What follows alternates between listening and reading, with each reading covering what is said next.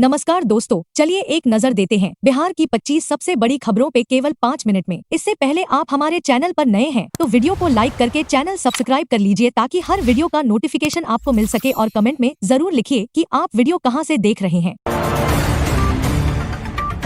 मुजफ्फरपुर के औराई में बागमती नदी पर बनने वाले पुल का शिलान्यास मुख्यमंत्री नीतीश कुमार ने किया। 814.22 करोड़ की इस परियोजना में 21.30 किलोमीटर लंबी सड़क भी बनेगी। पुल बनने से मुजफ्फरपुर, दरभंगा, सीतामढ़ी के लोगों को फायदा होगा। औराई के उत्तरी क्षेत्र के लोगों को मुजफ्फरपुर जाने में 55 की जगह अब सिर्फ 25 किलोमीटर की दूरी तय करनी होगी।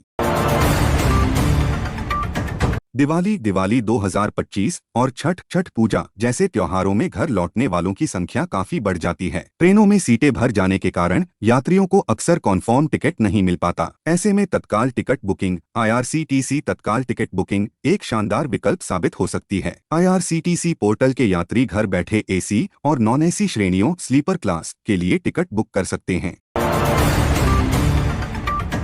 लोक जनशक्ति पार्टी रामविलास के अध्यक्ष चिराग पासवान ने आगामी विधानसभा चुनाव में हर जिले में कम से कम एक उम्मीदवार उतारने की तैयारी की है। पार्टी के प्रदेश संसदीय बोर्ड की बैठक में इस पर चर्चा हुई। चिराग पासवान ने NDA के शीर्ष नेताओं को अपनी इस योजना से अवगत करा दिया है। लोजपा रामविलास सभी 243 सीटों पर NDA की जीत सुनिश्चित करने के लिए काम करेगी।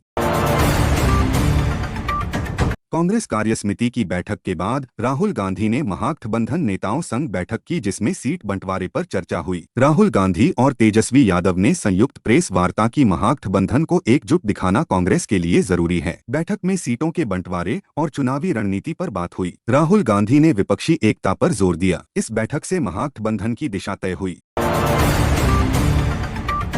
मऊ जिले के मोहम्मदाबाद गोहना क्षेत्र में एक किशोरी के साथ देर रात सामूहिक दुष्कर्म की घटना हुई। किशोरी अपने प्रेमी से मिलने गई थी, जहां 2 युवकों ने उसे घेर लिया। पुलिस ने 2 आरोपितों के खिलाफ मामला दर्ज किया है और उन्हें गिरफ्तार करने के लिए टीमें गठित की हैं। मुख्यमंत्री नीतीश कुमार ने बेतिया में घोषणा की कि बिहार में जातीय और आर्थिक गणना में चिन्हित आर्थिक रूप से कमजोर 94 लाख परिवारों को 2 लाख रुपए की आर्थिक सहायता मिलेगी। हर 2 साल बाद गणना कराकर गरीबों का जीवन स्तर सुधारा जाएगा। बिहार में हर घर में 125 यूनिट बिजली मुफ्त करने के बाद अब सोलर ऊर्जा से आत्मनिर्भरता पर जोर दिया जा रहा है। बिहार सरकार ने 7 निश्चय 2 सुलभ संपर्क कार्यक्रम के तहत मधौल रोहुआ सड़क के चौड़ीकरण और सुदृढ़ीकरण को मंजूरी दे दी है। 29.59 करोड़ रुपए की लागत से 5.350 किलोमीटर लंबी सड़क का निर्माण किया जाएगा, जिससे मधौल और रोहुआ के बीच की दूरी 7 किलोमीटर कम हो जाएगी और रामदयालु में यातायात सुगम हो जाएगा। क्या आपने कभी कल्पना की थी कि आपके कपड़ों की धुलाई ऑनलाइन होगी? वैसे बहुत से लोग व्हाट्सएप और फोन करके अपने धोबी से कपड़े धुलवाते होंगे, लेकिन कुछ लोग इस पूरी प्रक्रिया को बिजनेस मॉडल में बदल देते हैं। ऐसा ही कुछ यूक्लीन के जरिए अरुणाभ सिन्हा ने किया है। 20 लाख रुपए से शुरू हुआ उनका ये सफर आज 160 करोड़ रेवेन्यू वाली कंपनी में बदल गया है। एक पिता जिसने अपनी सगी बेटी के साथ बलात्कार जैसी घिनौनी हरकत कर न सिर्फ रिश्तों को कलंकित किया बल्कि इंसानियत को भी शर्मसार कर दिया, उसे पुलिस ने आखिरकार गिरफ्तार कर जेल भेज दिया है। इस मामले ने पूरे इलाके में सनसनी मचा दी है।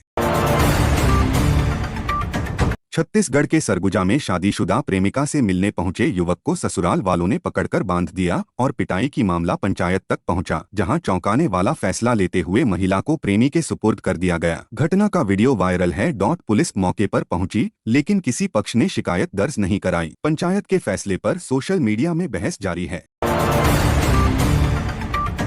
रेलवे कर्मचारियों के लिए एक बड़ी और खुशहाल खबर सामने आ रही है। खबर है कि केंद्रीय मंत्रिमंडल अपनी अगली बैठक में दिवाली बोनस को मंजूरी दे सकता है। सूत्रों के मुताबिक दिवाली और त्योहारी सीजन को देखते हुए सरकार जल्द ही रेलवे कर्मचारियों के लिए उत्पादकता आधारित बोनस को हरी झंडी दिखा सकती है।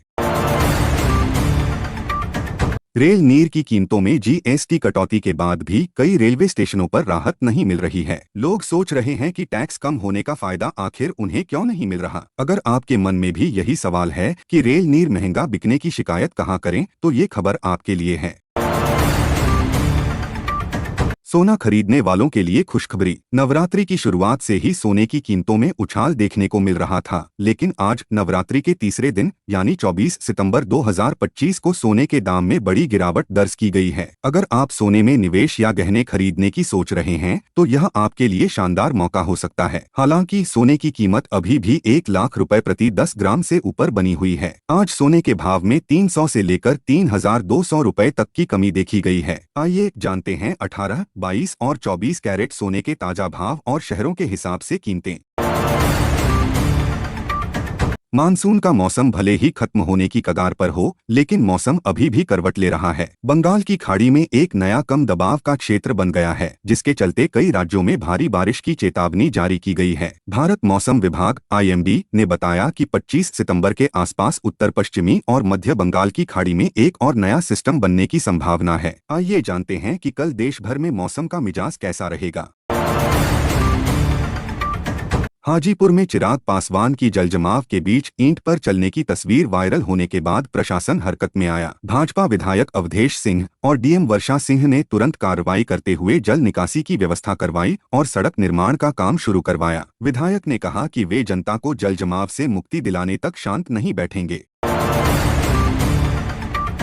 हाजीपुर में मुख्यमंत्री नीतीश कुमार के हेलीकॉप्टर की इमरजेंसी लैंडिंग की सूचना पर जिला प्रशासन ने अक्षयवट राय स्टेडियम को खाली कराकर हेलीपैड बनाया। खराब मौसम के कारण यह निर्णय लिया गया था। पश्चिमी चंपारण से हाजीपुर में हेलीकॉप्टर उतरना था, जहां से मुख्यमंत्री सड़क मार्ग से पटना जाते। हालांकि पटना में मौसम ठीक होने के बाद इमरजेंसी लैंडिंग की आवश्यकता नहीं पड़ी और सारी तैयारियां धरी रह गईं। वैशाली के लालगंज में बाल विवाह के खिलाफ जागरूकता अभियान चलाया गया। कन्हई शुक्ला सामाजिक सेवा संस्थान द्वारा आयोजित इस कार्यक्रम का उद्देश्य बाल विवाह को खत्म करना है। लोगों को बाल अधिकारों और कम उम्र में शादी के खतरों के बारे में बताया गया। धर्मगुरुओं और स्थानीय लोगों ने बाल विवाह न करने का संकल्प लिया।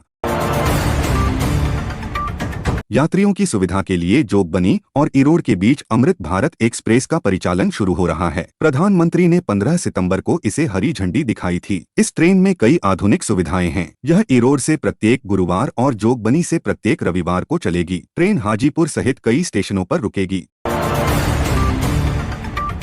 सोनपुर प्रखंड के सबलपुर समेत 7 पंचायतों के लोगों ने रिंग बांध की मांग को लेकर अनुमंडल मुख्यालय पर धरना दिया। रिंग बांध बनाओ संघर्ष समिति के नेतृत्व में हुए इस प्रदर्शन में बाढ़ और कटाव से सुरक्षा की मांग की गई। प्रदर्शनकारियों ने पटना से दिल्ली तक प्रदर्शन करने की चेतावनी दी और राजनीतिक दलों को सबक सिखाने का संकल्प लिया।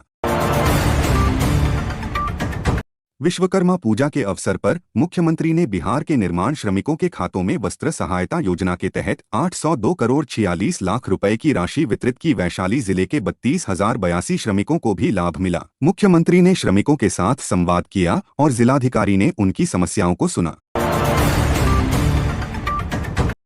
जमुई जिले के चकाई प्रखंड में राजस्व महाअभियान की समय सीमा समाप्त होने के बाद भी कई किसान आवेदन जमा करने से वंचित रह गए हैं। लगभग 50% किसान ही आवेदन कर पाए हैं। किसानों ने सरकार से समय सीमा बढ़ाने और पंचायत स्तर पर शिविर आयोजित करने की मांग की है। अंचलाधिकारी ने बताया कि 22,600 आवेदन प्राप्त हुए हैं और सरकार के निर्देश का इंतजार है। कल्याणपुर में एक कारोबारी को मोटा मुनाफा का लालच देकर 1.35 करोड़ रुपए की ठगी का मामला सामने आया है। पीड़ित ने बताया कि आरोपी ने रिश्तेदारों से ब्याज पर पैसे लिए और भाई की जमीन पर लोन कराकर रकम हड़प ली। शिकायत के बाद भी सुनवाई नहीं होने पर पीड़ित ने एसीपी कल्याणपुर से न्याय की गुहार लगाई है। पुलिस मामले की जांच कर रही है। मुख्यमंत्री योगी आदित्यनाथ नवरात्र में छात्रों को छात्रवृत्ति का तोहफा देंगे। 26 सितंबर से वजीफा वितरण शुरू होगा, जिससे 3.95 लाख विद्यार्थियों को लाभ मिलेगा। पहली बार सितंबर में छात्रवृत्ति मिलेगी, जो पहले दिसंबर में शुरू होती थी। पिछड़ा वर्ग कल्याण, अल्पसंख्यक कल्याण और समाज कल्याण विभाग मिलकर योजना बना रहे हैं ताकि छात्रवृत्ति वितरण में एकरूपता लाई जा सके। मुख्यमंत्री नीतीश कुमार ने फजलगंज स्टेडियम में जनसंवाद के दौरान कहा कि उनके 20 साल के शासन में बिहार का विकास हुआ है, परिवार का नहीं। उन्होंने 2005 के बाद कानून का राज स्थापित करने और अगले 5 साल में 1 करोड़ युवाओं को रोजगार देने का वादा किया। रोहतास में 921 करोड़ की योजनाओं का शिलान्यास व उद्घाटन किया गया। जन सुराज के नेता अभिषेक सांकृत ने अशोक चौधरी पर 200 करोड़ की संपत्ति के आरोप लगाए और स्पष्टीकरण मांगा। उन्होंने तेजस्वी यादव और भाजपा पर भी निशाना साधा और कहा कि वे जनता को मूर्ख बनाते हैं। प्रशांत किशोर ने दिसंबर 2025 से पेंशन मुफ्त शिक्षा और रोजगार का वादा किया, साथ ही बिहार में युवाओं को रोजगार देने की बात कही।